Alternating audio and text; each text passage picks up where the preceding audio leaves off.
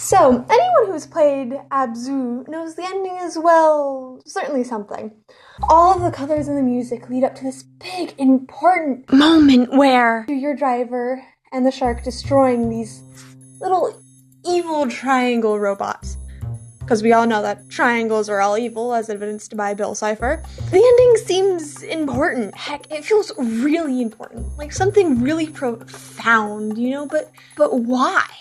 The ending is vague at best, or just confusing at worst. I mean, besides summoning fish back into the environment, I didn't do that anyways, and exploring the locations on the back of said fishes, what exactly are you doing? And what about the ruins? Why do the weird people, I'm going to call them Atlanteans for the sake of this video, because why not, that lived in the ocean supposedly before you showed up, have murals of you painted on their walls? And why are there so many shark things? Like, seriously, there's a lot of shark things. And, well, I guess the best way to answer this mystery is to dive right on into the game and see what we can discover. Puns.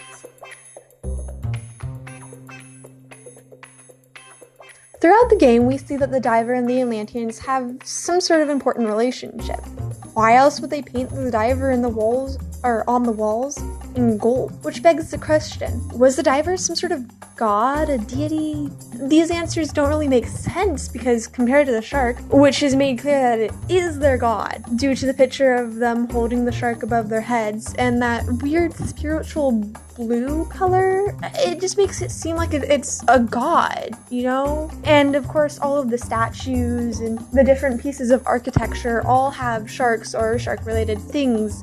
So obviously this is their god. But why the diver? And I came up to the conclusion that maybe the diver was able to harness the power of the shark god, or might be able to keep it in check by doing something similar, due to the fact that the diver was holding a ball of that blue light that is the same color as the shark in one of the murals that I mentioned earlier. And while the relationship between the shark and the diver and the Atlanteans isn't really made clear, I do feel like the civilization needed the diver in some sort of way. And why do I say this, you might be asking? And I say this because in a mural, we see the diver standing over a triangle, or one of the structures of multiple triangles we see at the very end.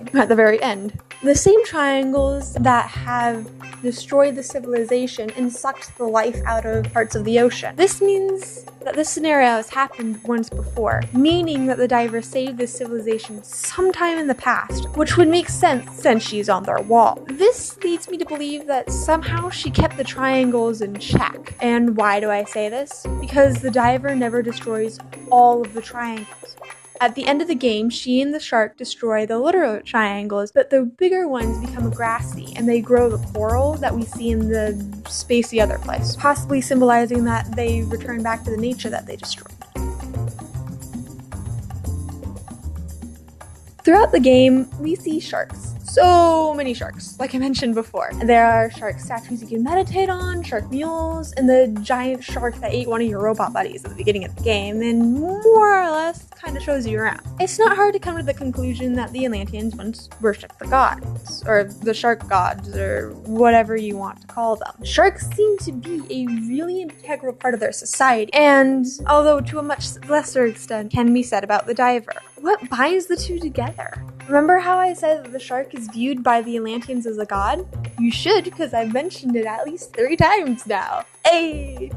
Well, I came up with a theory that maybe the diver is a god, but not a very celebrated one. Think about Zeus and Poseidon and Roman/Greek culture. We have Zeus, the staple child of the gods. Everybody knows everybody. But Poseidon, everybody knows Poseidon. Yes, he is just as important and powerful, but the important thing is, he's not as popular as Zeus. And this, I would like to use to explain why both the shark and the diver are on the mural, but the shark is more prominent than the diver. It would also explain why both the shark and the diver are on said mural, and the diver's almost spiritual power and the link to the shark, which would make no sense if the diver wasn't at least something of similar importance to the civilization.